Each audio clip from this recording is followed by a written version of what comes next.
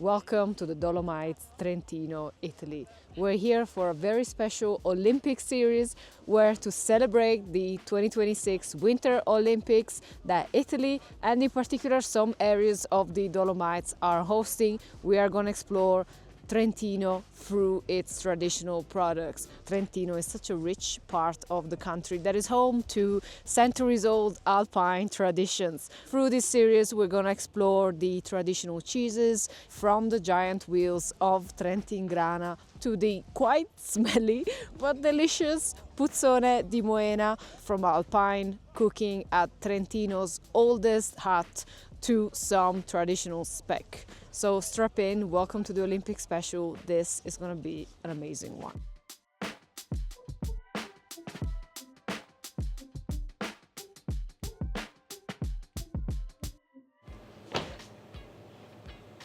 Today we're in Moena in the Dolomites, Trentino, Italy, to see how Puzzone di Moena is made.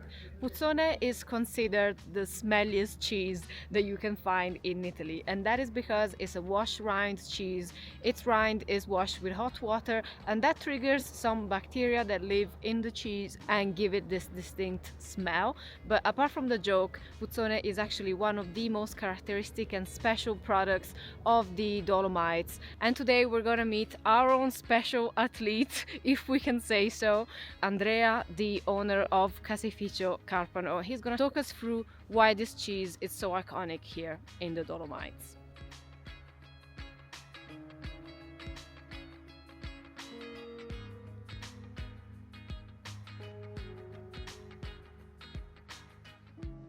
Today, Andrea is working with 800 liters of cow's milk, from which he'll get 8 wheels of puzzone, each weighing about 11 kilos.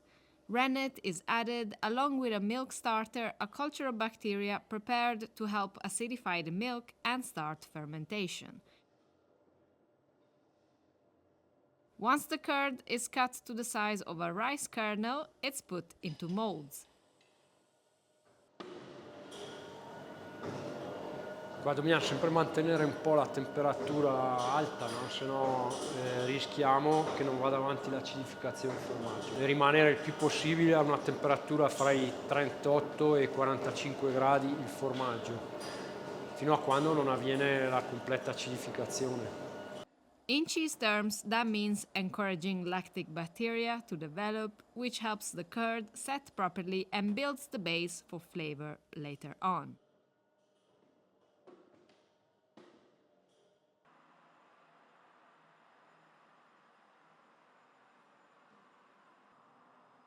The cheeses are pressed for about 1 hour. During this time, they lose around 10 centimeters in height, ending up at about 30 centimeters. Sembra come se stia sudando il formaggio. Hai usato la parola giusta. The wheels then go into brine for 2 days, before being moved onto wooden planks to age for a minimum of 90 days.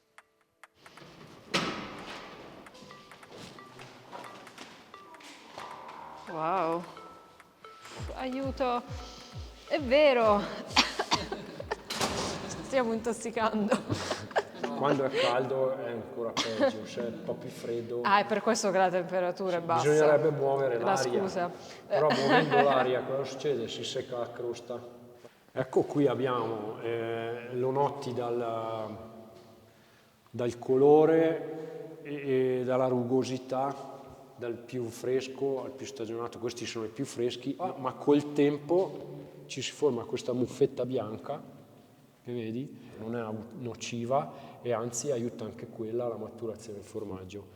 Il nostro formaggio ha la tendenza della cremosità verso la crosta. Più il formaggio è stagionato, più uniformemente cremoso verso l'interno. Ah, wow. Sì, è bellissimo come il formaggio cresce intorno alla scritta praticamente.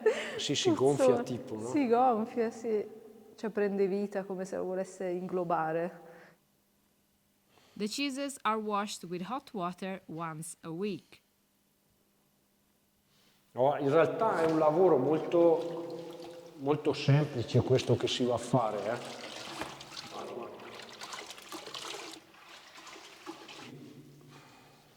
Però è un lavoro che va fatto un po' con cura, è un lavoro che porta via un po' di tempo.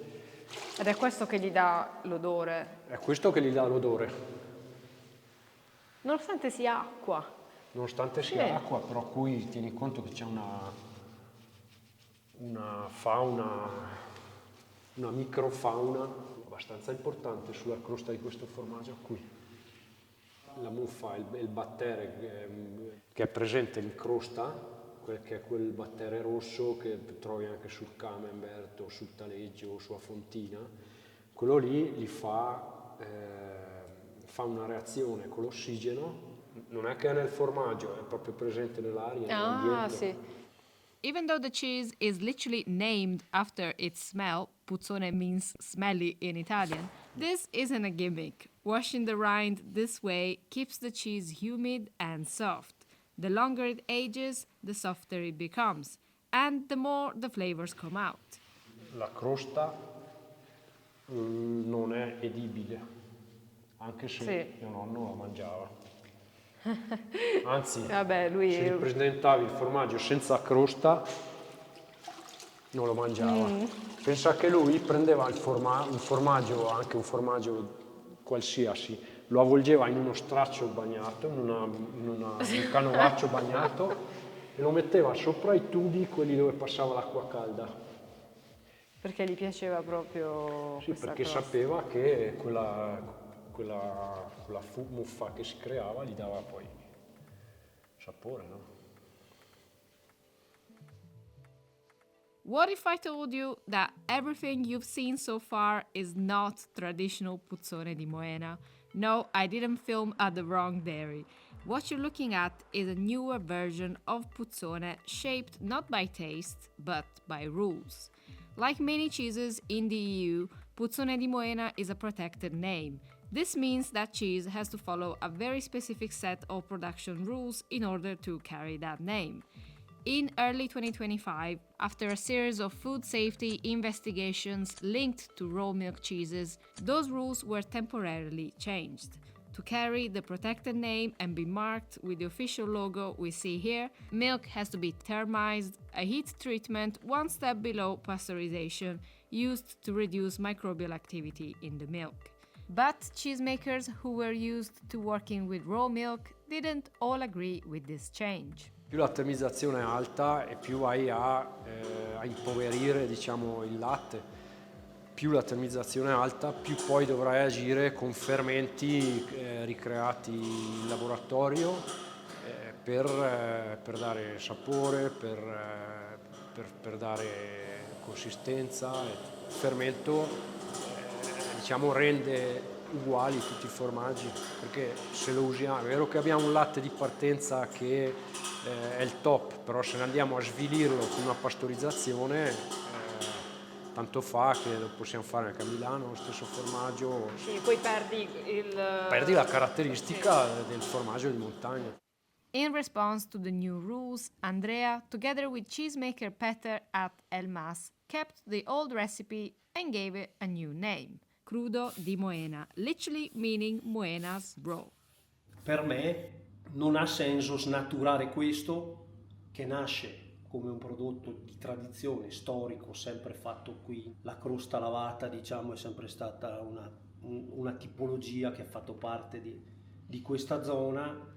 Non aveva senso snaturare questo prodotto qui quando ci sono 1000 altre opzioni pastorizzate, quindi si può mantenere il latte crudo, come dico, con le dovute precauzioni, quindi questo significa analisi sia sulla cagliata che sul prodotto finito e una grande comunicazione anche proprio al cliente.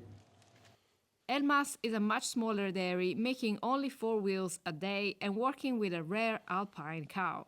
Ah, proprio dal ristorante. Sì, sì. È particolare. They chose a radical route, making only crudo di Moena and stopping all puzzone production entirely. Una produzione così piccolina come la nostra che cerca di valorizzare solo il nostro latte, perché è molto poco, siamo nell'ordine dei 300 litri al giorno, quindi termizzarlo è un po', diciamo, un delitto. Ma avete alcune delle prime forme che avete prodotto? Allora, le prime forme sono queste qua. Le prime sono di aprile. Sì.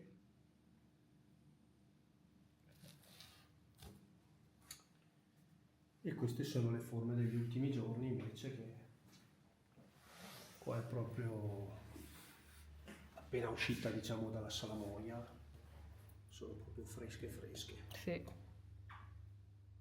Although this might be the first time some of you are hearing the name Puzzone di Moena, the cheese is very well known in these valleys, and in cheese, big names drive big sales. Walking away from that name can have real consequences. Most Puzzone today is made in cooperatives, systems that bring together many milk producers and help with scale and sales, but make change slower and more complicated. Secondo te quale sarà la direzione? Non lo so, adesso mi sembra di capire che si possa anche tornare indietro sul discorso termizzazione. Io la vedo un po', secondo me, una volta che si fa una modifica disciplinare, tornare indietro è difficile, però non lo so, dipenderà insomma dalle norme. Sicuramente la nostra scelta è quella di proseguire col prodotto di Moena e non tornare più a produrre il puzzone. Free from the protected name and its rules, both dairies are now experimenting again. Peter is making smaller wheels and aging them for less than the official minimum, and Andrea here is letting his cheeses get, well, pretty moldy. Questo è il crudo, questo è il primo che abbiamo fatto, questo qui è di maggio. Più ti avvicini e più senti l'odore tipico di formaggio a costa lavata, ma non senti più l'ammoniaca, no? Sì, sì, è paradossalmente. vero. Sì, l'ammoniaca è più... L'ammoniaca è nell'aria, ma non sul formaggio. Anche queste muffe che stanno sulla crosta. Esatto, queste sono muffe che non dovrebbero esserci, però non trattandoli con nessun tipo di agente chimico, di conservante, può capitare di avere queste cose qui in crosta. A alte stagionature può darsi che ti sviluppi anche un tipo di acaro, che sono degli acari, degli animaletti piccoli, che anche loro, vivendo, danno un'impronta a un tipo di formaggio. Sì.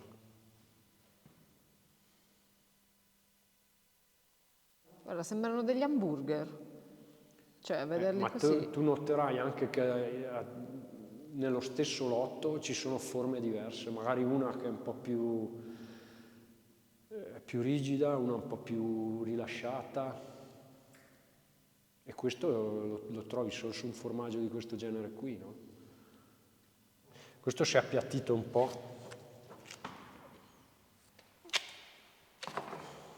10,5. No, questo è lo stesso lotto, però vedi anche la forma, no? È già diversa. Questi due sono 134, però più o meno... Si assomigliano. Ok, io che li conosco bene, ti dico che questi sono lo stesso lotto e questi sicuramente anche. Li giro così e poi li controllo. Questo oggi non avrebbe bisogno di spugnatura, perché vedi che è un po' appiccicoso. Invece questi qui che ho già visto, questi forse sarebbero già da spugnare oggi, però li spugniamo domani. Sì. Quelli li gireremo solamente, probabilmente. Questo qui vedi che è asciugato un po' di più, questo lo gireremo e li andremo a togliere tutte queste muffette che vedi così.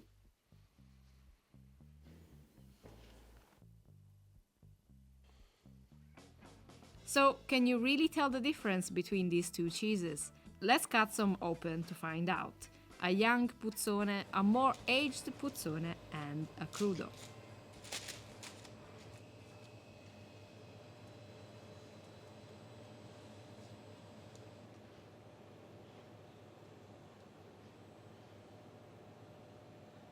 Verso la crosta è più morbido. invece più nel centro è un po' più rigido, c'è questa doppia consistenza che è molto dovuta alla comunicazione che fa fare il rosso, diciamo il battere, all'interno del formaggio, fa un interscambio, perché mette delle piccole radici e fa un interscambio con l'ossigeno. Ma la assaggiare. cosa strana è che appena lo hai aperto, lo hai tagliato, l'odore è andato via. Cioè, io ho notato questa cosa qui, perché è subentrato questo odore, Di diciamo, formaggio, fresco, sì, sì. fresco del formaggio. Infatti se tu annusi questo, senti l'odore del formaggio, non senti più, se annusi la crosta, senti ancora quell'odore di Sì, calzino. l'odore di calze. Oddio. Sì, è vero. E questi fori nel formaggio sono Sì, i caratteristici. fori sono sempre delle fermentazioni queste qui la sera ci sono già, per esempio, no? Se tu vai a tagliare una forma la sera noterai già questi fori che sono delle fermentazioni lattiche, dei batteri lattici che lavorando in assenza di ossigeno producono queste bollicine, chiamiamole, nel formaggio. E ci sono già dal primo giorno, sì. Ci sono già la sera, sì. Poi con la stagionatura, tipo qui la crosta ha lavorato molto e ha fatto questa fermentazione qui. Tagliamo questo è un po' più stagionato, Questo è sempre puzzone. questo è sempre puzzone, che è quello un po' più stagionato. Questo, a differenza dell'altro, ha fatto delle fermentazioni un po' diverse, più piccoline, se guardi i buchi, rispetto a quello lì. Questo è per il tempo proprio? Ma un po' il tempo e poi, sai, essendo che è un formaggio 100% naturale, varia, cambia quasi da giorno a giorno, insomma. È stagionato due mesi più dell'altro, più di 2 mesi. Sì, ma se ti avvicini, proprio, vedi che c'ha sti buchetti qui, no? Questi buchetti piccoli piccoli. Sì. O delle lentiggini praticamente. Esatto, sì.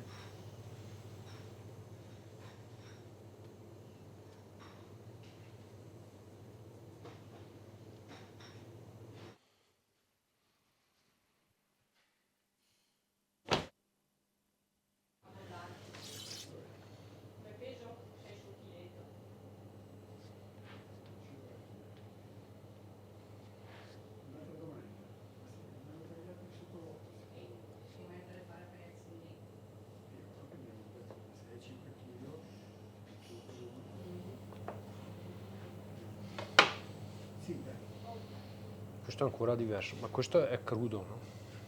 Oh.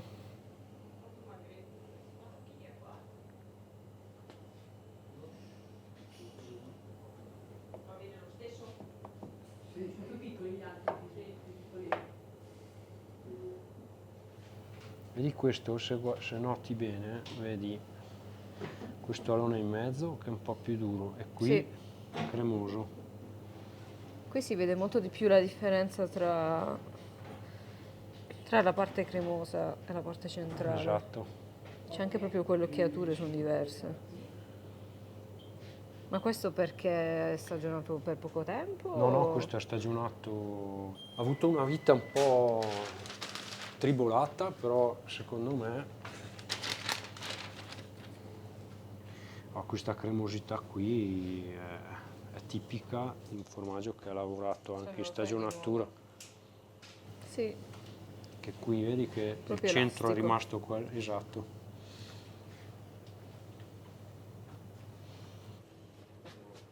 Partiamo sempre da quello più delicato, fra virgolette, anche se non è mai delicato, è sempre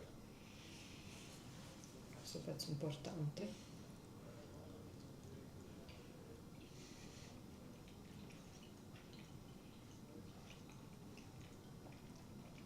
Vengono fuori tutti i sapori.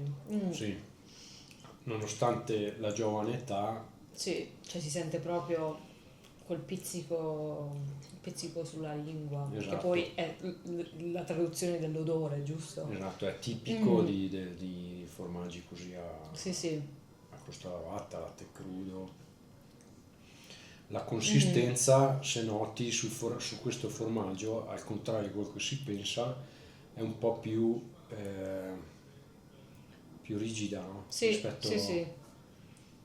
Anche proprio perché è giovane e Esatto. quindi Magari pensi che un maturato formaggio prima. più giovane sia più morbido, ma in realtà la morbidezza l'acquista poi con la stagionatura. Sì, sì, sì. Quindi in questo caso anche, cioè, si comporta un po' come un formaggio a pasta A molle. pasta molle, Sì, sì. esatto, tipo un brie o... Vogliamo assaggiare questo? Sì, io Ok. assaggerei il secondo, che è questo. Sempre stiamo parlando di puzzone.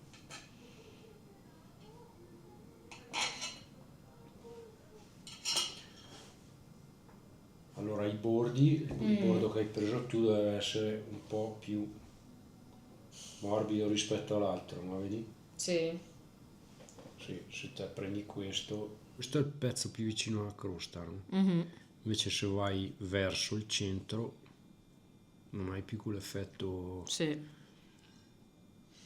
È molto più compatto. Sì, esatto, questo è molto più l'odore, insomma, profumo.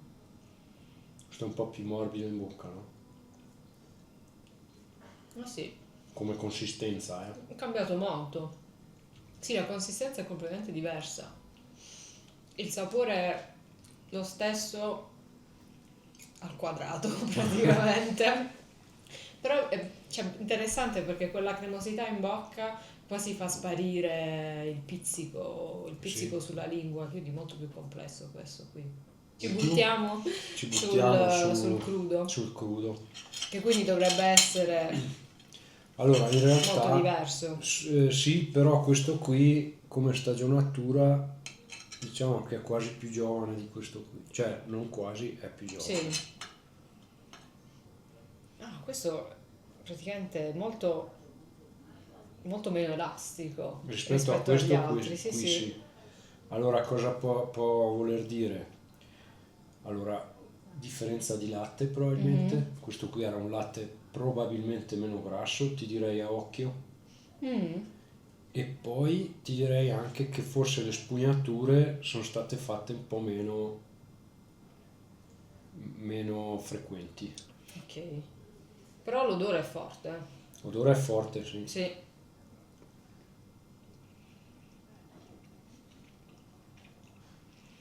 Anche la consistenza. Forse è anche un po' più forte Sì, rispetto a questo come incredibile. sapore. Molto più forte. Questo ti avvolge tutto il palato. C'è una sensazione unica. E anche la cremosità. Cioè, cremoso ma molto più leggero rispetto a questo, nonostante sembri, cioè è meno elastico e sembra un pezzo più duro, insomma, più difficile, ecco, da mordere. Invece è completamente diverso. Sì. Ma anche l'odore è diverso.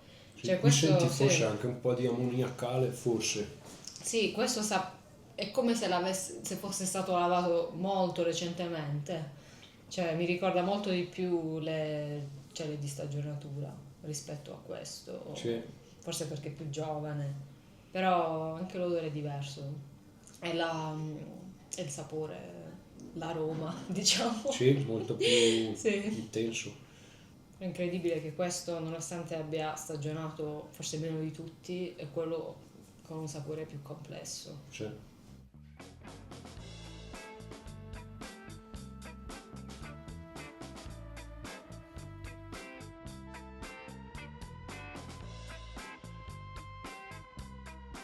We leave Moena to spend the evening in Trentino's elegant capital city, Trento.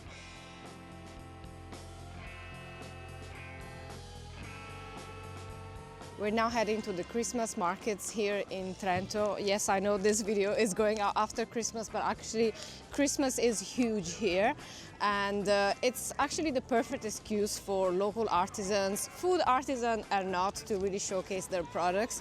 And this is one of those markets where you will find true hidden gems. I already spotted a few very nice things that I want to take home with me, so let's go explore.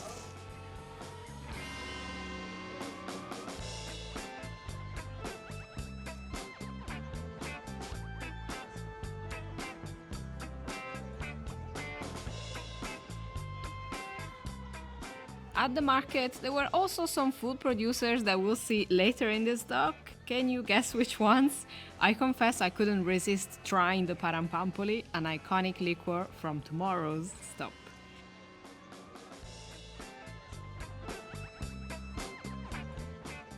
So we are trying Parampampoli, which is like the local coffee, but obviously, you know, like an alpine destination. Like every alpine destination has got some alcohol in it. It's got coffee, honey, and some grappa. I think it's amazing. I think it tastes more like dark chocolate to me. It has a bit of that salty hint and like bitter hint of dark chocolate. It's really great. And they were saying that the alcohol percentage actually goes down. It's from 24 to 18%. So it's actually very pleasant. I think I've definitely had liqueurs made by my auntie in the south of Italy that were stronger than this, so it's amazing. Since I was in the mood, why not try another Amaro? This one has apple and genziana.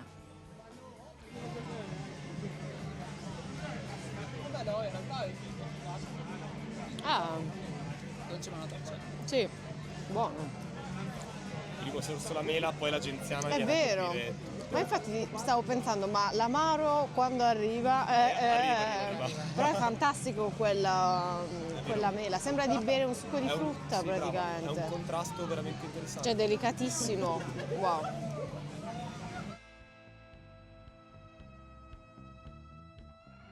After the Christmas market visit, I stopped by a local restaurant to try torte di patate, Trentino's typical potato pancakes, usually enjoyed with some cold cuts and cheese.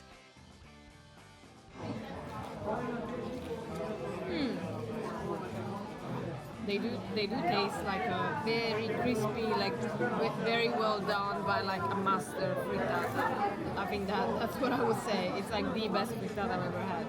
And the fact that you can put cheese and charcuterie on top is a great plus. Amazing. I love the carne salata as well, that I haven't tried, so. It was a very good night's sleep. Off to day 2. Today we're visiting Rifugio Crucolo, the oldest alpine hut here in Trentino in the Dolomites, Italy. The Dolomites here in Trentino are rich of history, and that is because now they are part of Italy, but when Rifugio Crucolo was founded, this area was actually part of Austria. And for many years, people in the area actually felt more Austrian than Italian. They actually fought against Italians in the First World War, and that means that this area has developed a unique local cuisine. Today we're going to taste some of the traditional dishes and of course the Parampampoli, which is not typical from here, but it has become now. It's an invention actually of the Rifugio here, and it's a particular coffee and grappa liqueur, and that has become a bit of a brand in Trentino now. We are at 1,100 meters above sea level in what can be considered only a truly stunning scenery.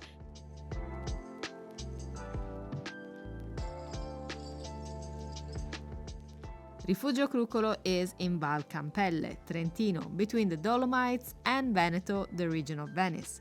For centuries, this valley has seen the exchange of different people and cultures moving through the mountains. Il rifugio nasce nel 1782, sempre di famiglia, è il più vecchio del Trentino, come licenza, viene dall'Austria. Era proprio un posto conviviale, ecco, si può dire.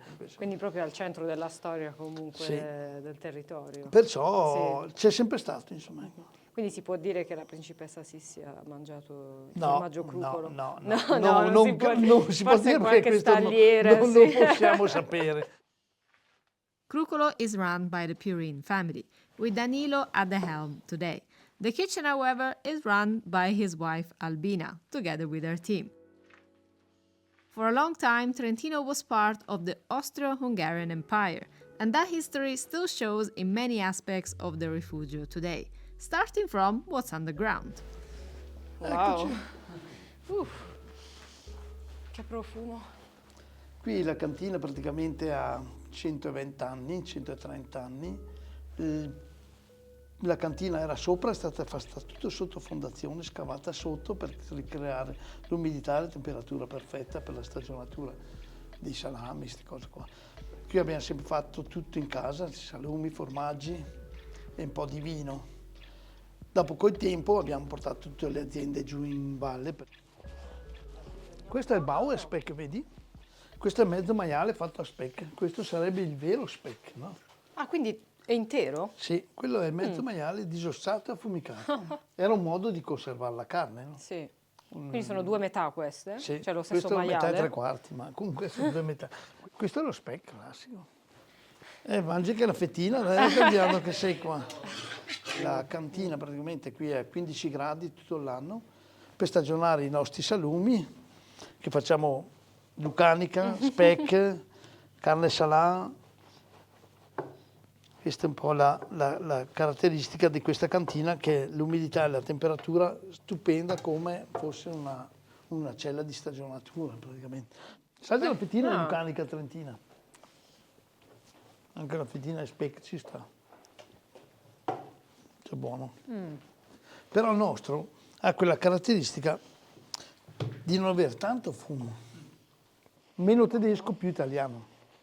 Che vuol dire molto, meno tedesco. Sì. Sì, è vero, è vero. Meno fumo, meno dolce. Il fumo se no... Sì, non si finché sente, un attimino lo delicato, mangi. sì, sì. Dopo mio padre qui nel 92 ha fatto 2 Guinness dei primati col salame più lungo. Ah, io pensavo fosse una tubatura. Questo qui, Ok. e con la forma di formaggio più grande che questa qui. Questo è il formaggio crucolo Wow. di 450 kg, ci vuole circa sì. 50 quintali di latte per fare una forma di 5 quintali. I know what you're thinking. No, unfortunately, I didn't get to see how the cheese is made. I would have loved to cut one open. Let me know in the comments, and if I get at least 50 requests, I'll message Danilo and I'll try to arrange this for next year. Proprio viene lavato in crosta, anche tutto il formaggio crucolo che si vede qua Sì. viene lavato in crosta 2 volte alla settimana. Questo qui invece è una piccola produzione che facciamo con la mela, mettiamo la mela secca nell'impasto. Mele che avete anche voi Crucolina, qui? Sì, la mela trentina nostra. Praticamente qui è un po' la stagionatura, qui varia dai 4 mesi, 3 mesi, 4-5 mesi, dipende anche un po' la stagionalità, d'estate perché lavora un po' di più, d'inverno un po' di meno. Quindi quanti formaggi ci sono qui più o meno? Ma no, qui sono 200-300 forme, non è che sia... tutto il resto lo abbiamo giù. Giù abbiamo fatto le stesse celle con le stesse caratteristiche, umidità e temperatura, 15 gradi, 90% umidità, e viene lavata regolarmente 2 volte alla settimana. Il lavaggio della forma serve per far lavorare bene il formaggio. Questa è praticamente la crucolina con la mela. Questo è il formaggio cruccolo. Ed è la stessa lavorazione? Sì, il latte è sempre latte di mucca, sempre delle zone. Questo mela? Sì. Fa una degustazione.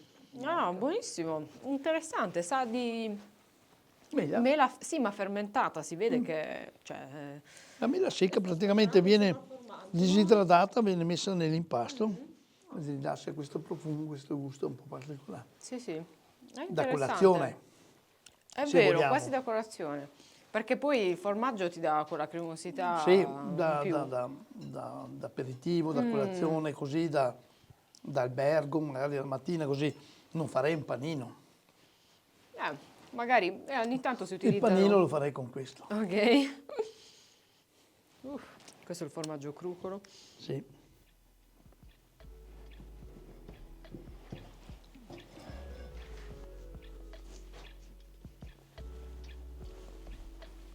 Ah, buono anche questo. Beh, buono. Beh sì, questo sì, lo metterei nel panino, è vero.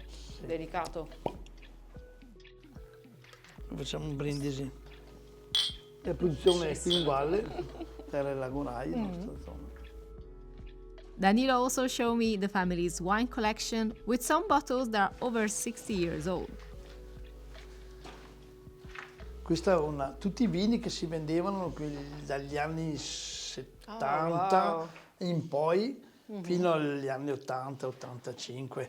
Dopo la gente ha cominciato a chiedere più i vini trentini, i vini da posto, insomma. Questi sono tutti i vini che si vendevano, perciò noi vendevamo Dom Perignon, spumanti, era un momento goliardico. Anche qui vedi, per dire, questa qui era una cosa che ha messo via mio padre, no? Abbiamo con dei Taittinger, Gordon Bleu, Dom Perignon, delle pinte, per dire questo è un Champignon di Pape, quello è un Don Ramon. E adesso è cresciuta molto la cultura che la gente viene nel posto e beve il vino del posto, ecco. Quindi dovrebbero essere ancora buoni, cioè intatti. Sul buono c'è un po' sul buono non credo tanto.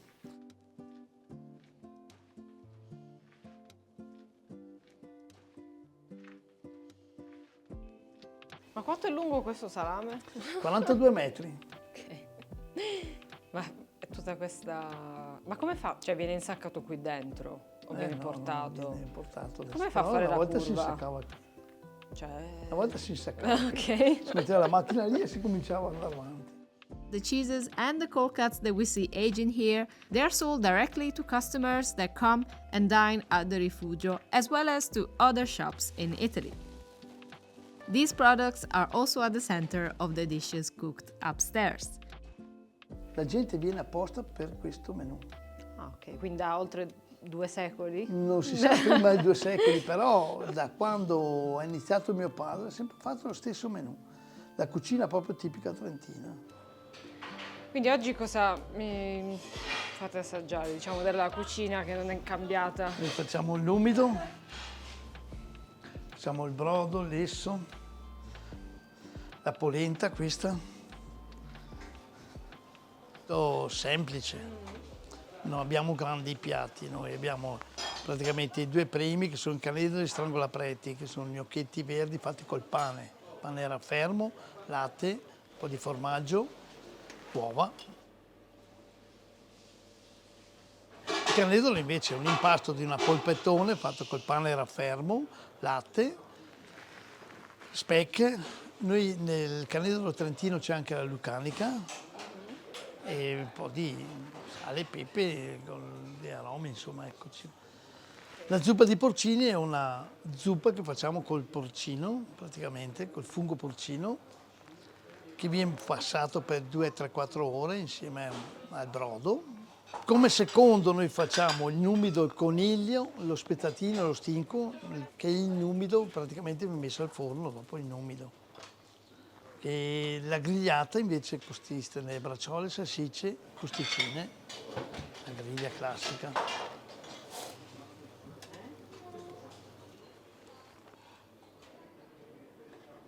Questi sono i nostri affettati, c'è il guanciale, la coppa cotta, un po' di soppressa e una fettina di speck. E la lucanica, il salame nostro, lucanica trentina. Questo è il formaggio crucolo. Quello che abbiamo visto in cantina? Sì. Ah, si sente il profumo della mela Su questo. dal formaggio, sì.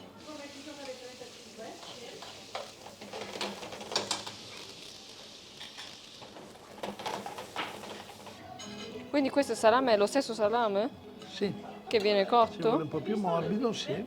La mosa, questa è la mosa. Praticamente è una polentina morbida fatta con latte, formaggio, Sì. formaggio dolce, crucolo, che va mangiata insieme al salame caldo.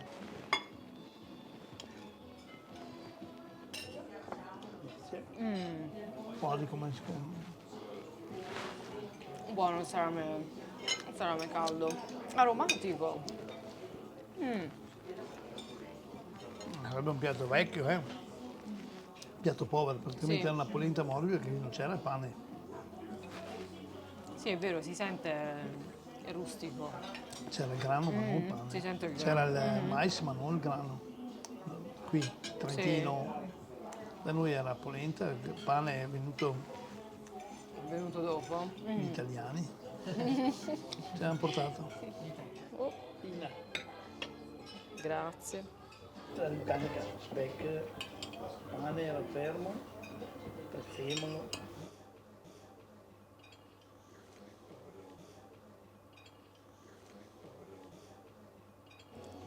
Buoni. Ancora meglio di quello che ricordavo. Perché il classico è proprio quel formaggio, così. Che formaggio è? Parmigiano, no, grana trentina. Io ho uno spezzatino, la ricetta ancora di mia mamma, in umido, tipico proprio della... Lo strudel, va bene, col radicchio, devi assaggiarla, che è particolare, ricotta e cioccolata e pere, e una cheesecake con la marmellata e il mirtillo. Queste due non le conosco.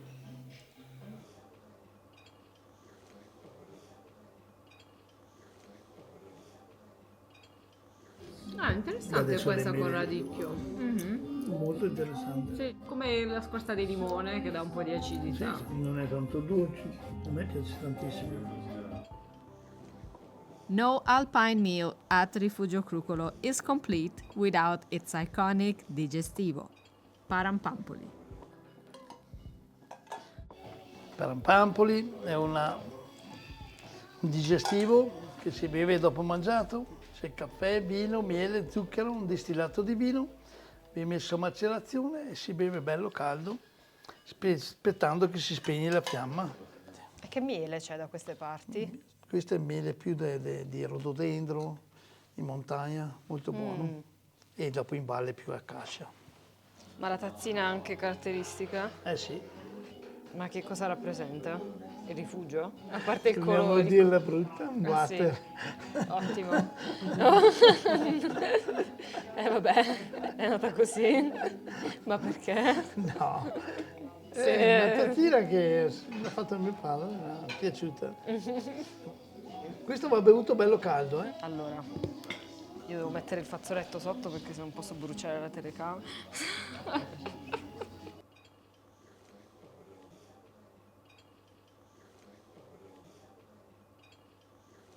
Anche gli cartelli, Ah, sì. Buono. le cose.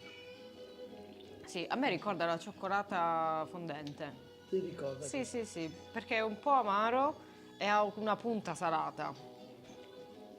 Probabilmente il ricorda- caffè. ti piace? Sì, sì, sì, il caffè è amaro.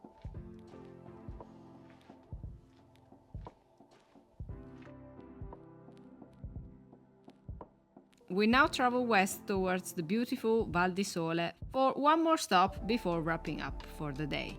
We're now here to Cioccomichi. I've been told one of the best chocolates in Trentino for hot chocolate. I think we need it.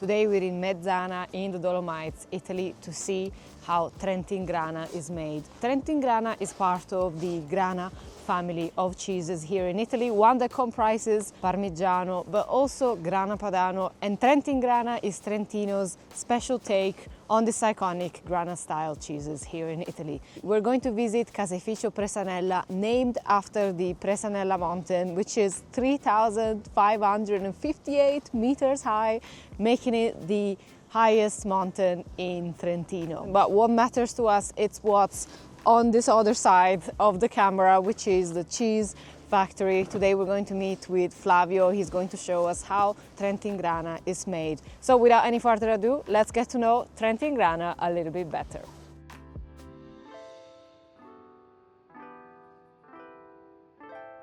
Trentin Grana is part of the Grana family of cheeses specific to northern Italy. The name Grana literally means grainy, and that refers to the texture of the cheese. This family comprises Parmigiano Reggiano, Grana Padano, and regional mountain versions like Trentin Grana. Like other Grana-style cheeses, Trentin Grana is made in giant copper vats, holding 960 kilos of milk each. No, this is not a way to make the cheese more fancy. Copper is a crucial material to control how heat is distributed in the vat. Molto importante le temperature, i tempi, nel caseificio e sempre controllare tutto. Abbiamo l'orologio là, no? Perché lì ti segna proprio i tempi giusti e tu devi regolarti. Quindi quello che poi lo differenzia da un grano e parmigiano è la vostra, diciamo, lavorazione. Il latte e la nostra lavorazione. Cambia il tipo di latte ogni regione e così. Trentin Grana is made using the previous evening's milk and the morning milk. Today, Flavio and his team are working with around 14,000 liters of raw cow's milk, producing about 14 wheels, 2 from each vat. Quello la sera lo raffreddiamo, è un latte magro, invece quello della mattina è il latte intero, no? Allora si equilibra. Crea un equilibrio, sì. Sta appannando la telecamera. Rennet is added, and shortly after the curd is cut. Questo si chiama spino e serve per tagliare la cagliata del grana, del Trentin Grana.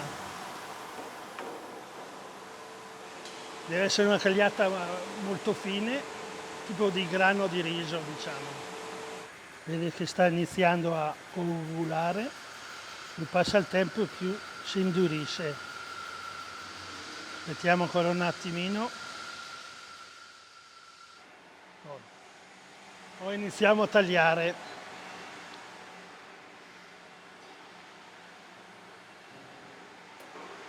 Si va piano all'inizio.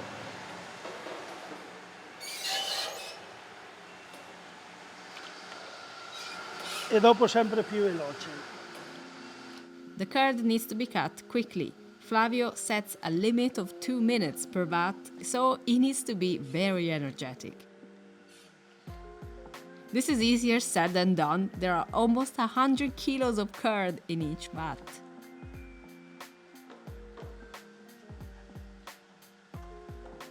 After the cut, the curd is cooked. This is another fast but crucial step for Flavio. How he handles the steam determines the texture of the final giant wheel that he will see in minimum 2 years from today. Mentre altri formaggi vanno più lente a cuocerli e farli girare, il Trentin Grana, questa è una pasta che si deve indurire e non deve essere perfetta. Allora deve essere una velocità, a cuocerla deve essere veloci. Ci sono vari momenti di aprire il vapore e devi aprirlo nei momenti giusti. La cagliata un momento tira dentro il siero, nei momenti lo espelle e quando espelle tu devi capire che devi aprire di più vapore.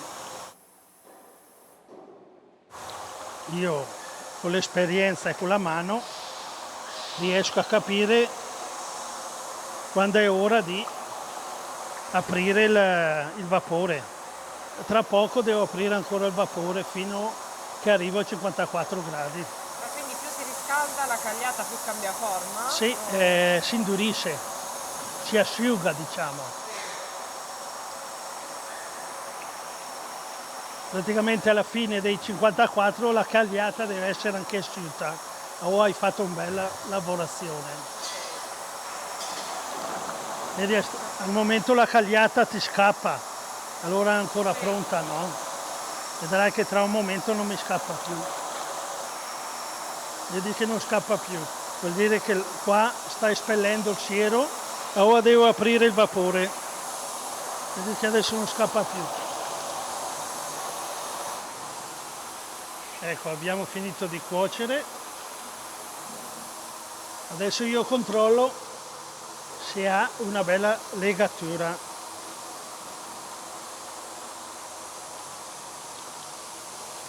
Vedi che bella... Quindi questo vuol dire che ha raggiunto... Ho fatto una bella lavorazione, dai. The vats have a special cone shape, which allows the curd to slowly sink to the bottom, where it will rest for about an hour. Vedi che adesso più passa il tempo, più non ce n'è, sta andando a fondo, Qual è la profondità? sarà 2 metri. Per forza di gravità non viene spinto? No, sì. per forza di gravità. Dopo averlo lasciato riposare un'ora, iniziamo a raccoglierlo. Prendiamo la palla in legno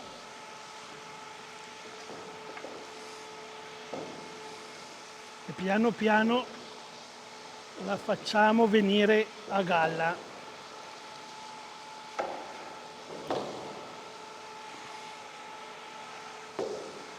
Vedi che sta venendo a galla. Wow. Il mio vice la prende,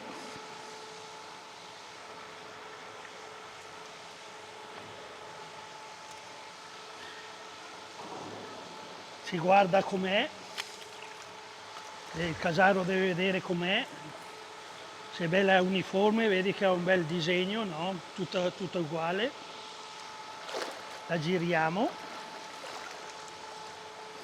Quindi questo è il fondo della pentola? Questo qua è il fondo della pentola, che è più stretto, e la tagliamo in 2 parti. Devo guardare da tagliarla belle, diviso 2 giuste, e dobbiamo separarla.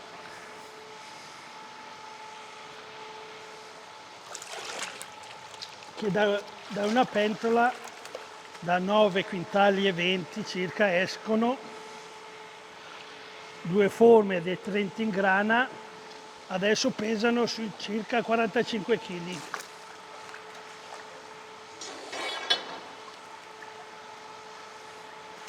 Le attacchiamo per circa 5 minuti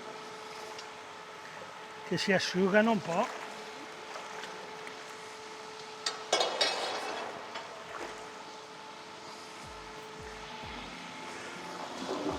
E togliamo un po' di siero.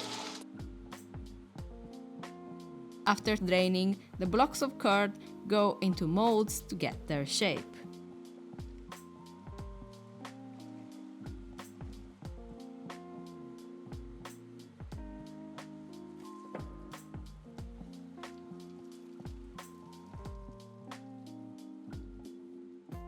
At this stage, the wheels weigh around 45 kilos, and as they drain their whey, they will weigh around 38 kilos. Nella giornata ci sono le varie voltature, a mezzogiorno, alle 3 e alle 7 questa sera. Devo tenere un po' più o meno gli orari. Allora, il casaro ha un altro metodo per vedere se 30 in grana sta lavorando bene. Questo si chiama pH-metro. Praticamente io guardando temperatura e pH, no, vedo se la forma sta iniziando a lavorare. Perché parte magari da una cifra 6,40, nelle 24 ore deve sempre scendere. E io vedo che sta scendendo, vuol dire che la forma sta lavorando bene. E si va sempre in discesa? Sempre in sulla discesa, velocità- fino a velocità? un certo numero, dopo si ferma. È il pH all'interno del formaggio. Su cosa contribuisce? Su tutto? Diciamo, per vedere se va avanti nella stagionatura e se lavora bene internamente, se è asciutta internamente.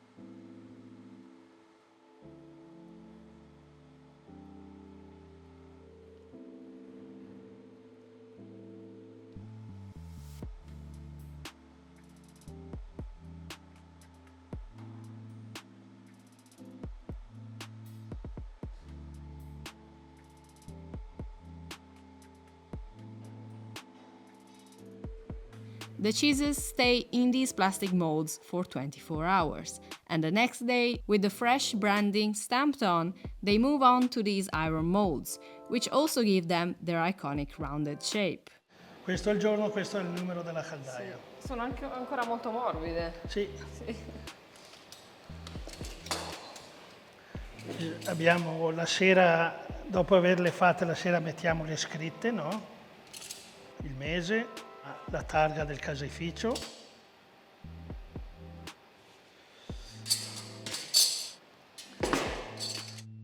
After another 24 hours in the molds, they go into brine.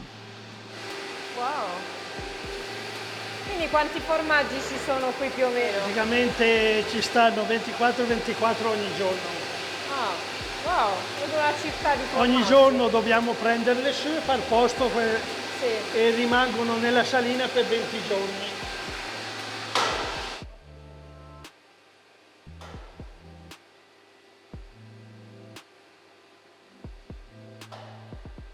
Queste sono dopo la salina, giusto? Dopo la salina stanno asciugando un po' e dopo le portiamo in magazzino alla stagionatura.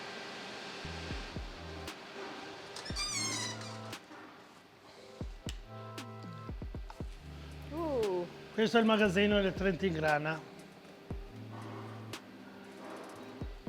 Quindi quanti formaggi ci sono qui più o meno? Qua saranno 5.000. Wow! Le forme più stagionate che ci sono qui quali sono? Queste qua, vedi che sono più rosse. Vedi che sono più rosse, no? Queste sono stagionate. È quasi ora di adoperarle. Quanti mesi? Questo quasi 24 mesi. As they age, the cheeses are turned and brushed regularly.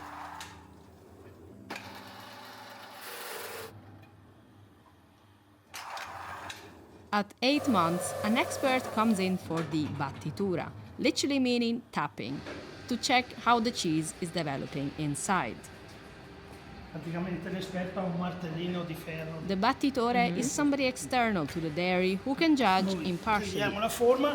Here, Flavio is demoing for us what would happen during the battitura. Dal suono, se cambia il suono, lui capisce se ha qualche difetto. Perché lui riesce a sentire se c'è Lui aria riesce a dentro. sentire, magari noi non sentiamo, ma così. Ma dall'idea questa va bene perché ha lo stesso suono dappertutto, lo stesso uguale. Quindi deve essere uniforme. Sì, magari internamente ha un taglietto, lui te lo scopre. E si sente solamente dal suono. Dal suono, sì. Il formaggio per i primi 12 mesi si muove sempre, lavora sempre internamente, no? Si sta stagionando sempre di più e guarda se il formaggio è a posto. Magari il formaggio che ha un piccolo difetto di crosta lo tagliamo a Trentin Grana fresco Sì. e gli altri rimangono fino ai 24 mesi a stagionare. Ok.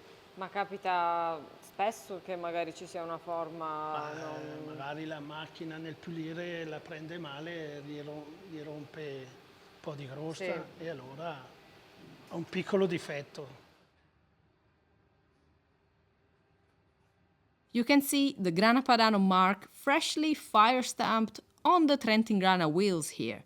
No, these wheels were not sneaked into the dairy overnight. The wheels carry both logos because Trentin Grana follows Grana Padano production framework.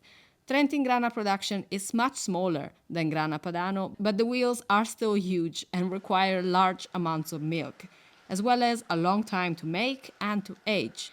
Because of this scale, producers in the area have chosen cooperation.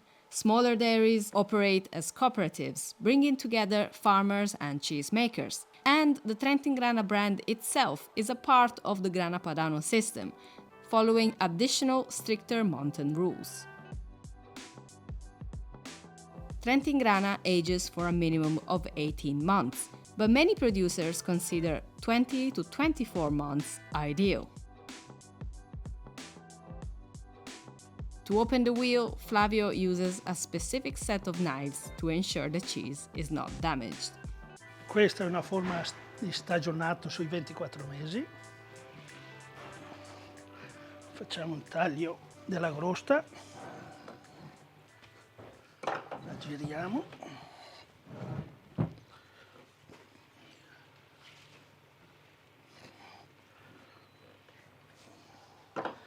E dopo con 2 coltelli così andiamo a iniziare a tagliarla. La giriamo. Quindi si fa lo stesso ad entrambi i lati, giusto? Sì. E adesso si dovrebbe rompere.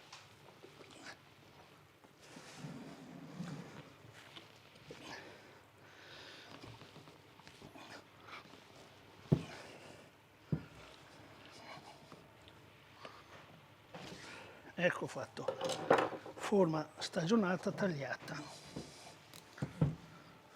Ecco, non perfetta, ma tutta uniforme. Questa è la prima volta ovviamente che viene vista. Questo 24 mesi, quindi sempre latte invernale? Sì, sì. Dicembre 24. Quindi da cosa ti accorgi che è andata bene la stagionatura? E beh, tutta uniforme, tutta bella, stesso colore, tutto bene.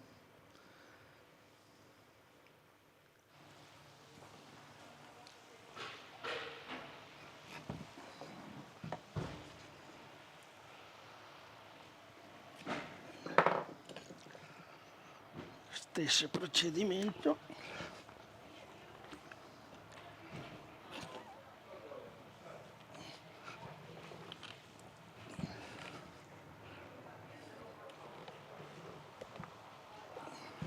Ecco fatto, tagliata anche questa.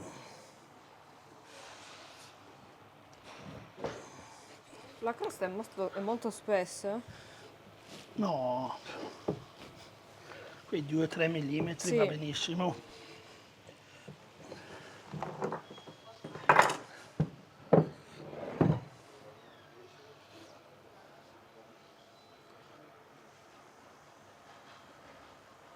Vuoi assaggiarlo? Sì.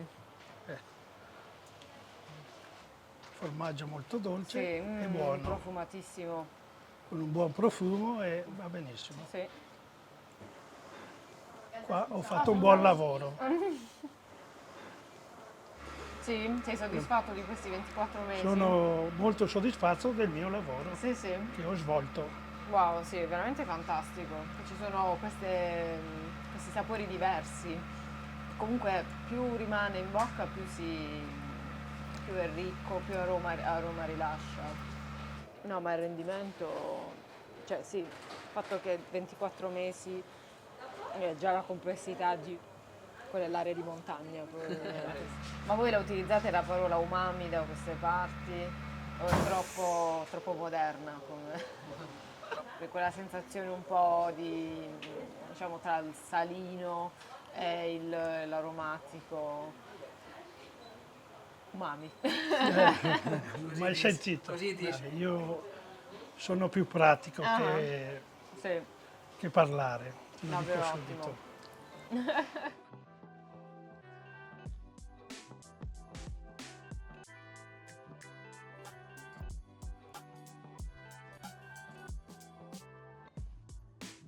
Day 3 was packed. I passed by the beautiful Madonna di Campiglio to soak in some sunshine and unfortunately just watch people skiing. The last time I skied was 15 years ago and I would have loved to go down the slopes, but I had one more shoot and I needed to make it in one piece. Let's continue our journey to Val di Non.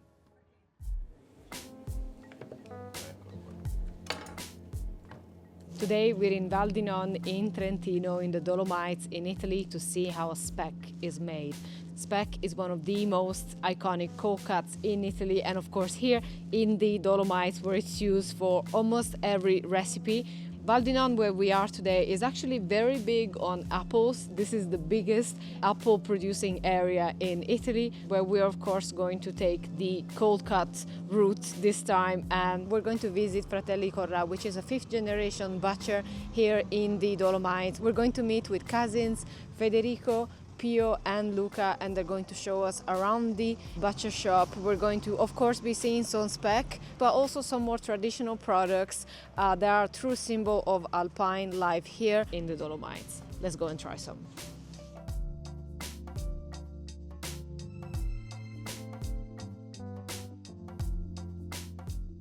Fratelli Corra è l'azienda di famiglia dal 1850, è stata fondata in questo paesino che si chiama Smarano, 300 abitanti, 1000 metri di quota, in Val di Non siamo. È sempre stata passata di padre in figlio e quindi i saperi nella lavorazione delle carni sono sempre stati appunto un patrimonio della famiglia che è passato di padre in figlio. Noi siamo macellai e salumieri, è importante dirlo perché l'azienda nasce proprio per fare un servizio al paese che era quello appunto della macellazione e della conservazione delle carni. Prima del frigorifero si salavano le carni. Lo speck è un taglio a cuore di coscia che viene disossata e aperta. Rispetto a un prosciutto è molto più complicato da fare perché la parte esposta è molto maggiore, mentre il prosciutto è lo stesso taglio ma è chiuso e ha l'osso dentro. Sì, sì. Per cui è più complicato. Data una forma a scudo, dopo viene tutto rifilato. Adesso per esempio c'è tutta questa parte qua che è nervetti, vanno tirati via, questa è l'anca proprio.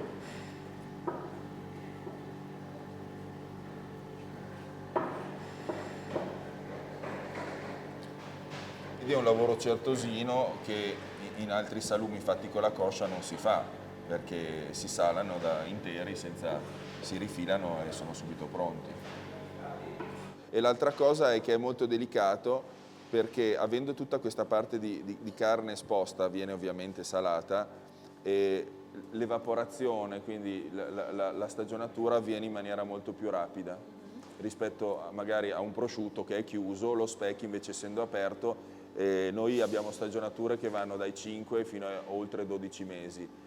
Diciamo che uno speck tradizionale normalmente è stagionato 4 mesi, 5 mesi. Noi abbiamo stagionature lunghe che vanno fino a 12 perché usiamo per alcuni prodotti anche carne di suino molto pesante che normalmente non si usano per fare lo speck. Ecco, questa deve essere pronta. The meat is then covered with salt and spices. E ogni 4 giorni va ribottata e massaggiata sui 3 lati del cuore.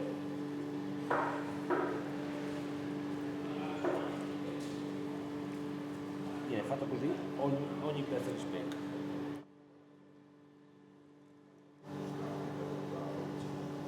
E quali spezie sono? Sale, pepe, cannella, pimento, coriandolo, aglio, alloro, ginepro. The meat spends 28 days with salt and spices. The salt naturally becomes a brine as the meat releases its natural juices. Questo è la settimana scorsa. Questo è uno speck invece fatto con la schiena, non con la coscia. Okay? Qualcosa di Perché, particolare? Sì, sì. Quando è stagionato questo è saporito. Quanto pesa? Questo qua sarà 14 kg. Speck di lombata, perché in realtà speck sarebbe un modo di fare, non è il taglio, è un modo di fare un salume, quindi si chiama speck anche questo che è di schiena, di lombata. Once out of the brine, the meat rests for 2 days to ensure it is fully dry. Questo qua l'abbiamo messo stamattina, abbiamo tolto dalle vaccine e messo qua. Quindi che è bagnato. Sì. Adesso fa 2 giorni di riposo forzato a 6 gradi, con umidità libera. Poi comincia ad asciugare e poi a fumicare. Adesso lo metto in giù perché così tutti i buchi si svuotano dall'acqua. Then the meat is smoked. This is done at a very low temperature, around 16 degrees Celsius, to preserve the meat and enhance its quality.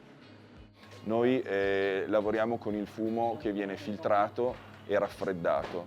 Questo è importante perché usiamo faggio e ginepro per fare il fumo. Faggio no, lo usiamo come base perché è un fumo neutro, invece il ginepro è proprio, anche il nonno usava il ginepro, quindi noi continuiamo a usare quel sapore lì che è proprio caratteristico, un'impronta proprio gustativa della nostra azienda molto specifica. Dopodiché questo fumo passa in un filtro ad acqua che lo pulisce e quindi gli toglie anche la cena e il catrame, che sono oltre che forti di sapore anche nocivi, e poi viene abbattuto di temperatura proprio perché lavorando su un salume che diciamo ha un impasto anche grasso, se avesse temperatura alta il fumo, come si usa nel 90% dei casi, colerebbe e non sarebbe possibile affumicare un salume così. Quindi questa è una differenza rispetto ai nostri antenati invece che usavano il fumo per conservare.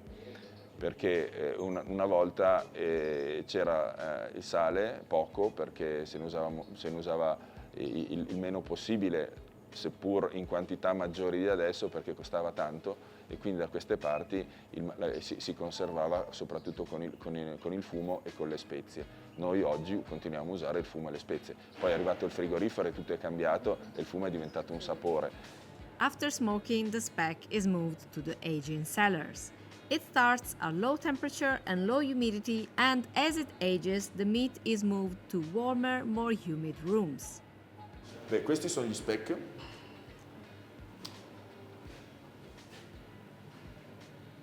Questi che età hanno? Questi qua hanno oltre 12 mesi. Sono la nostra riserva Roen, fiore all'occhiello, questa è la produzione nostra, e questi sono, direi, tra i 7 e gli 8 kg Sì. a occhio. Da profumo. suino pesante, sì, nato, allevato e macellato da queste parti. Insomma. Sì. È un profumo, si sente l'affumicato, ma molto Lo senti molto aromatico. morbido, Wow. sì.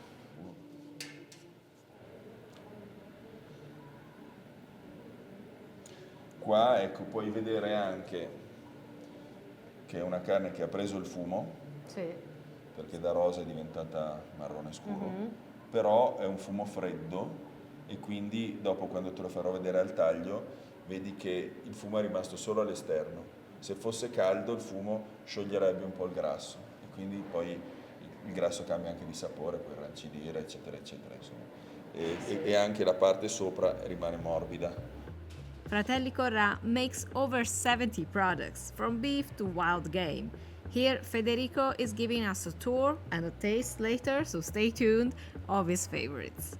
Questo è un salamino che si chiama Kaminwurst, e è un salamino che viene fatto con il manzo, poi pancetta di maiale come in tutti i salami per la parte grassa, e dentro c'è il cumino, e la caratteristica sua è proprio che una volta veniva messo nel camino a affumicarsi, e quindi si chiama Kaminwurst per questo motivo. Ah, non perché È c'è il molto cumino? gustoso. No. Ah, ok. No. Qui ci sono, questa è coppa. Allora noi facciamo la coppa che è piccolina, come vedi, è una coppa che viene affumicata. Poi qua ti faccio vedere un'altra cosa molto interessante. Questo strato bianco è una muffa che serve, è indispensabile, e si chiama piumatura, non so se sia il nome scientifico come la chiamiamo noi, e questa serve, ricopre tutti i salumi, è una muffa molto leggera, ricopre tutti i salumi durante la stagionatura. Poi alla fine, prima di confezionarli, vengono spazzolati. Quando vengono spazzolati poi si perde tutta, o comunque a volte ci sono ancora delle tracce bianche sui salumi. Ecco, è la piumatura che è stata spazzolata, poi magari qualcosa rimane, gli dà anche un ottimo sapore. Ecco. Quando la piumatura è volatile, vedi che fa una polvere che si alza, allora va tutto bene. Se invece fosse diciamo appiccicaticcia e umida, allora c'è qualche problema durante la stagionatura. Sì, che sembrano ce dei l'hanno pesci al sale. Sì. Cioè la prima cosa che ho pensato Sì, è una soglia al questo in sale. particolare è un altro prodotto che è molto importante per noi, è un filetto di maiale che viene lavorato come uno speck, quindi stessa salagione, stesso fumo, stesse spezie, solo che ci mette molto meno a stagionare rispetto a uno speck, perché il taglio è piccolo, ma anche perché non avendo fibra il muscolo del filetto è un muscolo che lavora molto poco, che si muove molto poco, quindi non sviluppa fibra e non ci vuole tanto tempo quindi di stagionatura, perché la stagionatura oltre a asciugare serve anche per rompere la fibra e far diventare il salume più morbido. Questa è la mortandela affumicata della Val di Non, è un impasto di spalla, pancetta e coppa di maiale, quindi tagli nobili, che viene chiusa nella rete del maiale e poi viene affumicata a freddo con il faggio e il ginepro. È un prodotto antico che si fa a mano e la caratteristica che ha è che il retino la mantiene morbida durante la stagionatura. Questa è una coscia di capriolo, come dicevo noi lavoriamo la cacciagione locale, che viene salata con una salamoia per carni magre, simile a quella che usiamo anche per la bresaola. Questo è un prodotto totalmente magro, è una coscia intera con l'osso e viene, diciamo, lo chiamiamo il violino perché uno volendo potrebbe anche dedicarsi a affettarla in questo modo, ok? Questi invece sono salami. Quindi c'è la stessa muffa in tutti gli ambienti, la piumatura ci deve essere. Si sviluppa da sola, non è che viene immessa o spalmata o cosa, è un processo naturale. Quindi è naturalmente presente in tutte le celle? Sì, assolutamente. Ecco, adesso il Pio ti fa il taglio, dimostrazione del taglio dello speck. Questo è lo speck che tu hai visto nelle prime fasi di là, addirittura di carne cruda ancora da salare. Adesso lo vedi dopo 7-8 mesi di stagionatura. Di solito si inizia tagliandolo in due, no? Questa è un'operazione che va fatta sempre a mano e col coltello.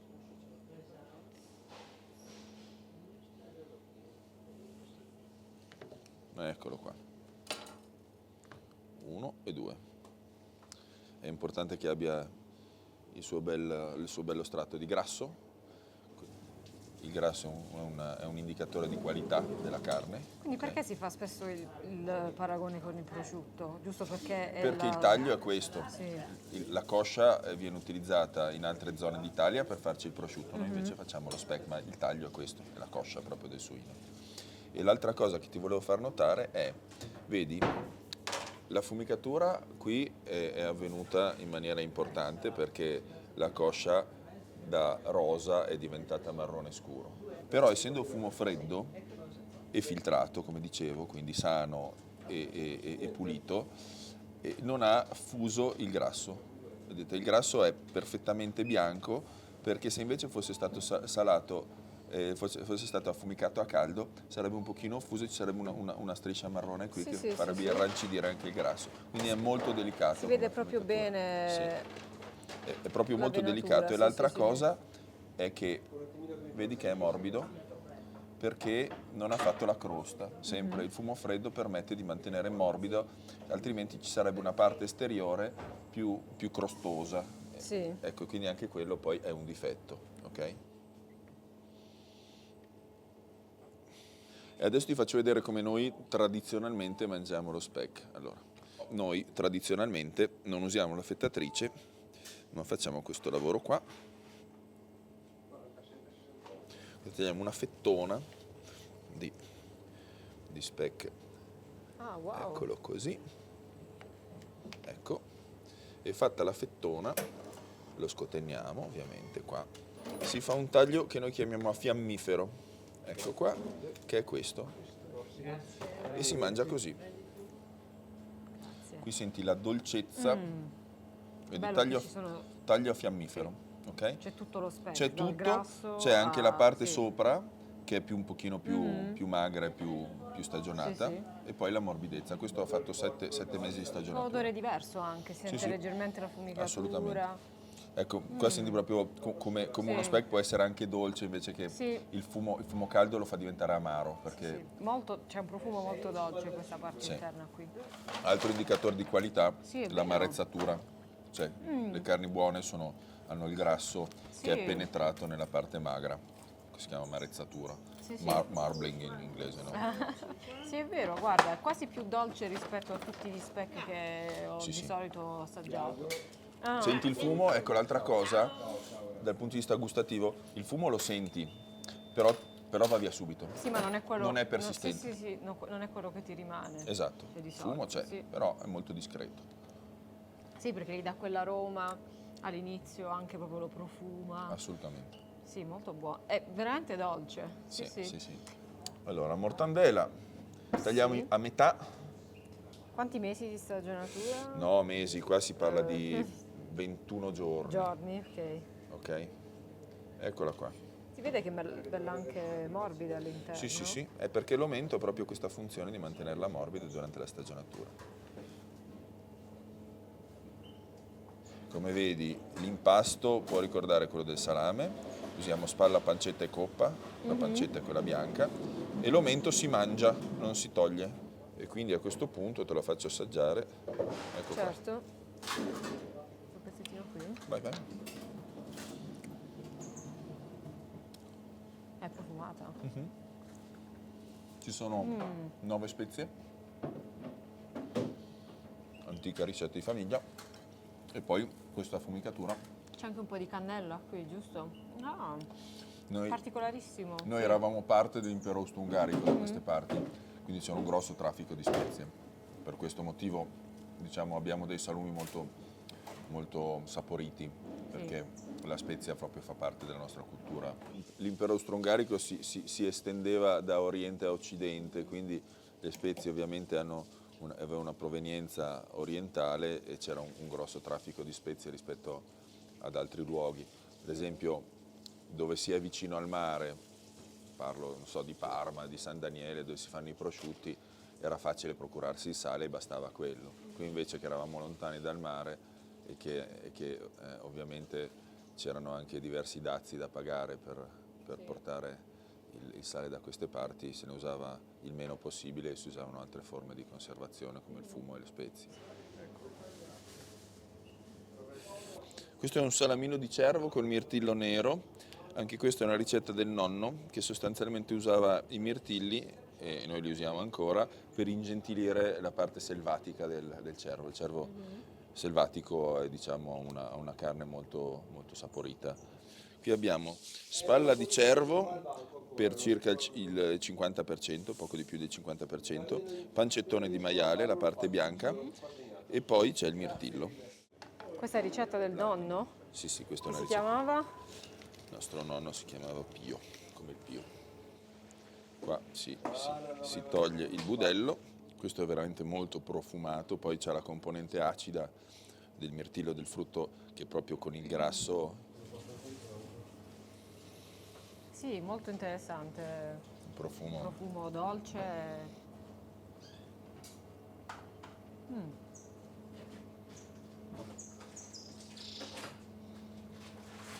Molto complesso come sapore, però Sì, è vero. come senti la parte selvatica non c'è più, perché proprio è stata diciamo compensata dagli aromi e dall'acidità del Mirtillo. Sì, è vero. E hai quella complessità di sapori, hai un po' l'acido del mirtillo, anche un po' il dolce poi del grasso. Sì, diciamo che l'abbinamento mirtillo, soprattutto mirtillo rosso e cervo, è un grande classico. Ecco, questo è un filetto lavorato esattamente come uno speck, per cui di fatto è uno speck. Noi lo chiamiamo filetto affumicato, però è proprio uno speck. La differenza rispetto a questo, che è il suo fratello maggiore, è unicamente i tempi, che sia per la salagione che per la stagionatura sono molto molto più corti. Questo è un prodotto che è pronto in 3 settimane, mentre questo ci mette 7 mesi. Ma il tipo di sale, il tipo di spezia e la lavorazione sono esattamente identiche. E questo si mangia così. Si taglia così, a fette piuttosto spesse. Questo è il mio preferito.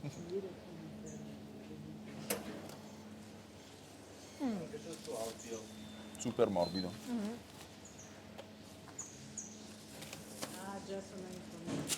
Magrissimo ovviamente. Molto mago. Si Però- sentono un po' di più le spezie qui. Diciamo che il grasso è sempre un amplificatore di aromi. Qua non c'è, per cui la resa che ha sia la spezia che il fumo su questo taglio è molto è lo stesso, è identico, però su quello ha tutt'altro tipo di sapore. È comunque la stessa ricetta dello speck. Identico, stessa salagione, come spezie, cambiano solo i tempi. Si sala per una settimana invece che per 4 settimane e si stagiona per 3 settimane invece che per 7 mesi o 9 mesi o 12 mesi a seconda del tipo di taglio. Fantastico. Well, time is up, the bell is ringing, our spec journey has come to an end and also our Olympic special has come to an end. I hope you have enjoyed this series and discovering Trentino through its traditional food. It was an incredible experience for me.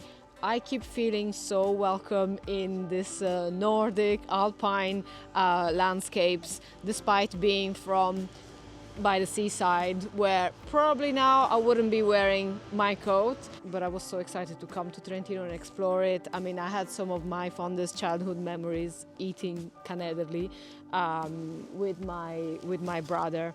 So when we were coming to the north of Italy to ski, so this trip has also brought me back to my childhood, and it's been very special.